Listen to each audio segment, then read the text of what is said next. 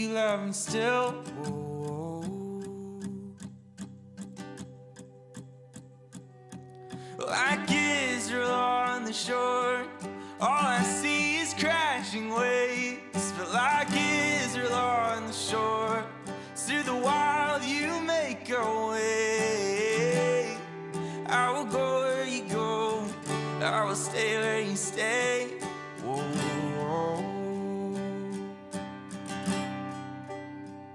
'Cause I don't wanna go if you're not going before me.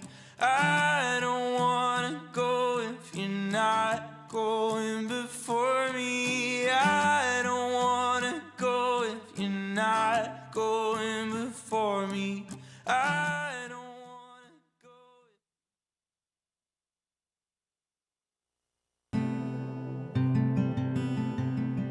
Hello, Reach Jacks. Happy Friday. Hope you are all well.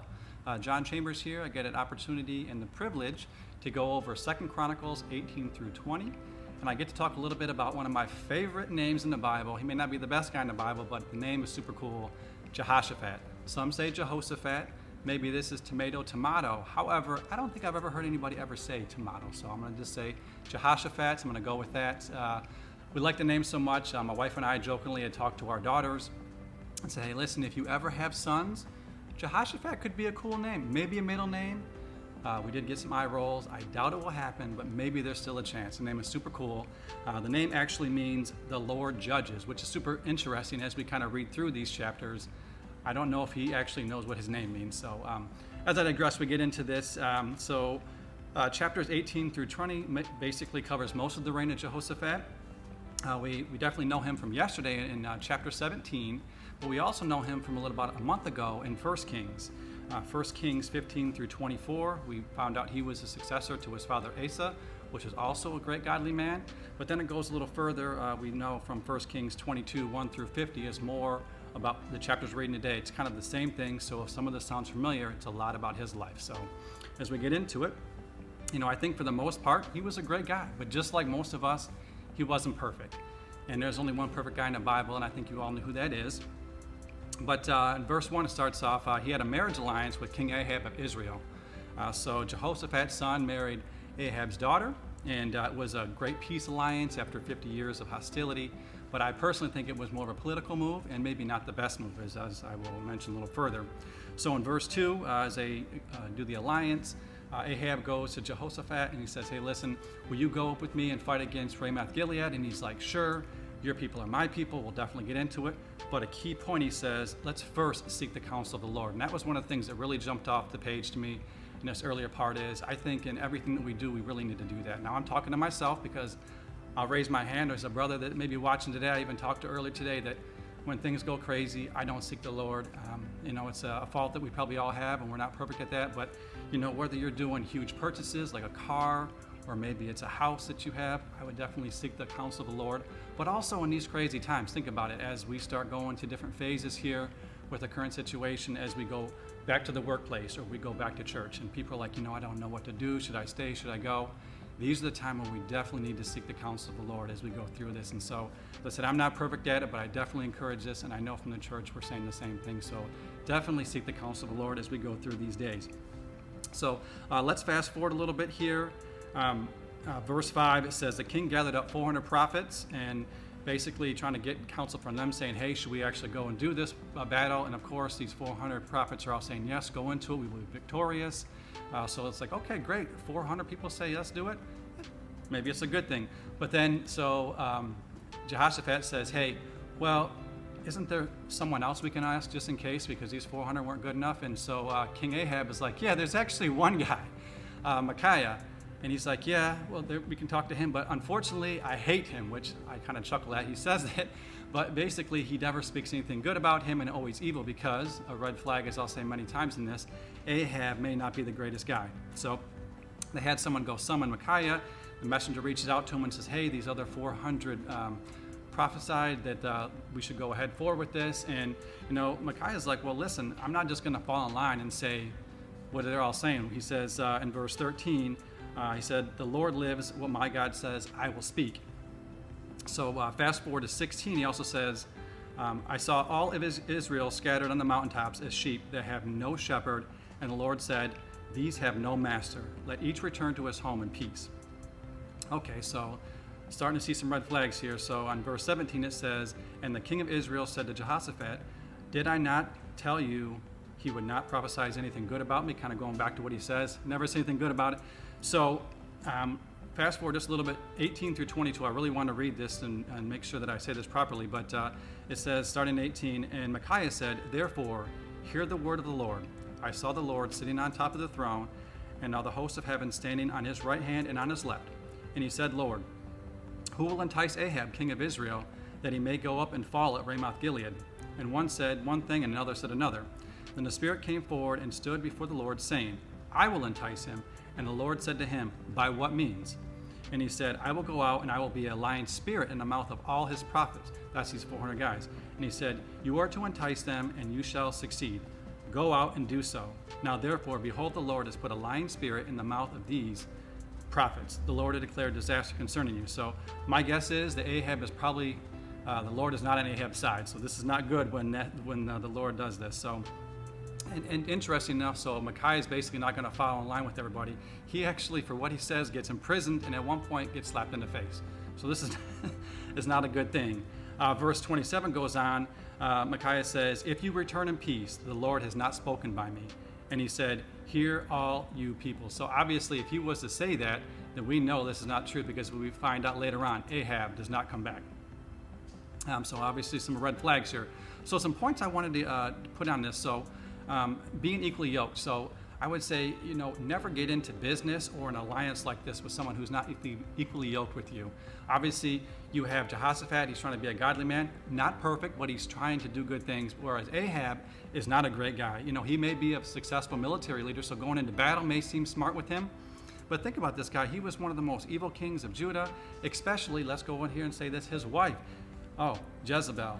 An interesting gal. As you know, from a couple weeks back we talked, she was worshiping idols. I think it was Baalism. And also, don't forget, it was Naboth's, when he had the vineyard. Basically, they coveted it and they tried to have him, give it to them or sell it to them. And when he said no, Jezebel came back and was basically saying that he was blaspheming God, which I don't even know if she stood for. And then also she said that he blasphemed the king. So they ended up stoning this guy to death over some foolishness of something they wanted. So I guess not being equally yoked, meaning I don't think Ahab and his family were good to align with Jehoshaphat, as they didn't seem like they were very good folks. But anyhow, fast forward to 28, they went up to Ramoth Gilead. Another red flag is this. So Ahab says to Jehoshaphat, you know what? We're going to go in this battle.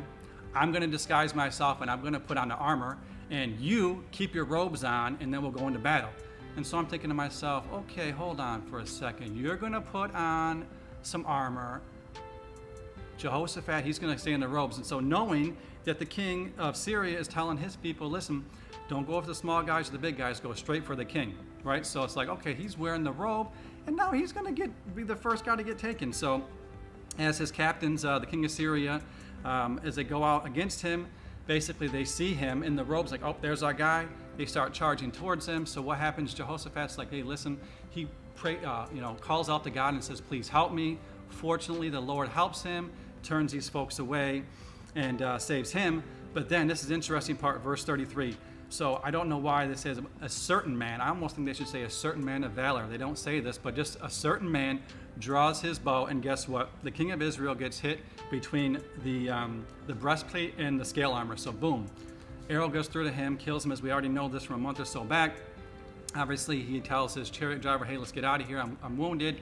He ends up bleeding out, as we know. I think it was talked about how at some point there was dogs that licked up his blood, and I think I read somewhere too, maybe there was even pigs that licked up his blood. So there's a whole not purity thing involved with that. So I guess a good point here is, listen, we can't hide from God no matter what, even with all this armor on. And I think that Ahab maybe found out some of this going through his battles here. So not good stuff. So anyways, we'll go forward, chapters 19. So Jehoshaphat, being a godly man, he starts setting up reform. And obviously continues to make bad choices, but he continues to look to God. And so in verse 2, he says, but Jehu, son of Hanani, the seer, who went out to meet him, and said to the king Jehoshaphat, should you help the wicked and love those who hate the Lord? because of this, the wrath has gone out against you from the Lord. So obviously he's mixing up with folks like Ahab, so he's not in the best company, if you could say that. But let's actually rewind a little bit here. 2 Chronicles chapter 16, 7 through 9. Hanani actually gave the same advice to Jehoshaphat's father, Asa, just like this. So we kind of see one of these weird things like father, like son, we see in so many of these kings. They're making some of the same bad decisions, and we see history repeat itself. And I know, look around the world, we continue to do that, unfortunately, as you see history repeat itself. So in the later chapters, though, in chapter 20, verse 35 to 37, we continue to see Jehoshaphat makes more bad alliances. We'll kind of get to that a little further, but it's like, this guy's a good guy. Just like a lot of us, we're trying to be good, but we got to be careful who we align ourselves with. It says here, okay, so verse 3, nevertheless, some good found in you, because you have destroyed the Asherah poles of the land. So he's getting rid of some of the high places and the idols. But unfortunately, as we kind of fast forward to 20, yes, Jehoshaphat is going this way, but I think some of the people are not following line. So there are still some of these challenges within the land. Verse 4, it says that he brought people back to the Lord from Beersheba all the way to Ephraim. So he's still doing good things, getting people, Lord. Like I said in chapter 17, he's taking these high places out, but I don't think it's actually getting through to everybody. So unfortunately, these are some of the challenges we have. Let me see here. So fast forward in here. So in verse 6 and 7, so he starts appointing judges. And so reading along here, it says, he said to the judges, he's being very, very truthful here in what he's saying and making sure that they understand what's going on.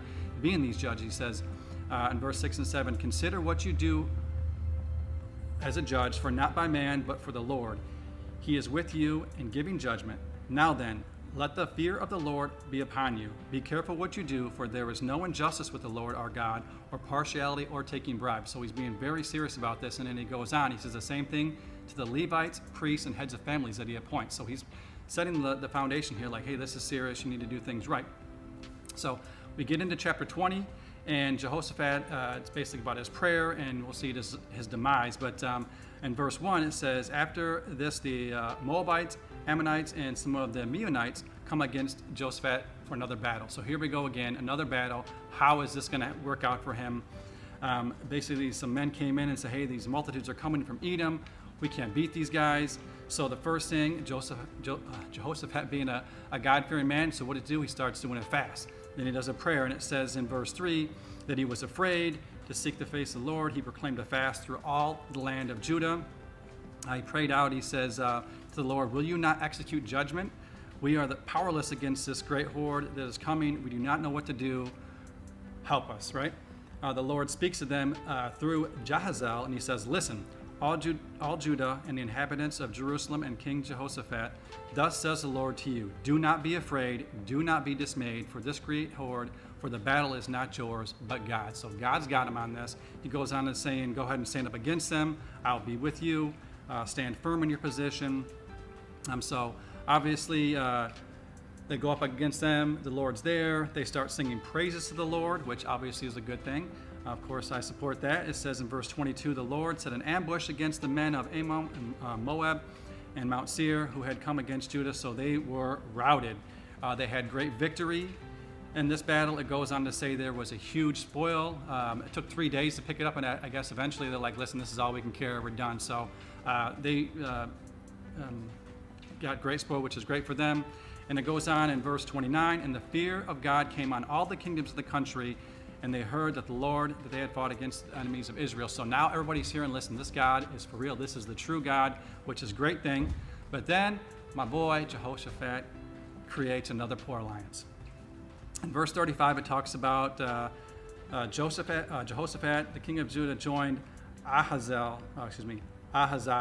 king of Israel, who also acted wickedly. So he came right after Ahab, so came after him kind of doing some of the same things. And so he asked him, hey, will you help me build ships to go to Tarshish? And he's like, sure.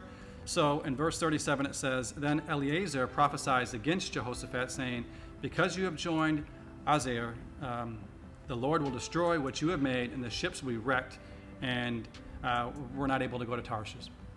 So Jehoshaphat ends poorly in all this.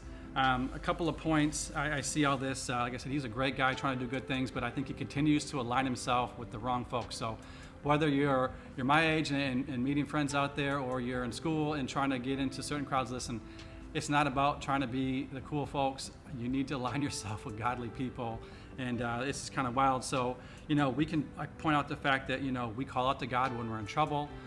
We can praise Him in victory. But I think I find myself, and I'm talking to myself first here, is that, when things are going good, we take our eyes off the Lord.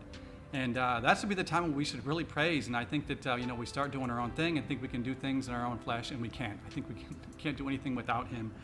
So we see the same pattern in all over the stories of the judges. And so I would just say, looking at this, continue to keep our eyes on God. We need to seek Him daily and know that He is Lord. And with that said, thanks for the opportunity today. Hope this was well received, and I hope you all well. God bless.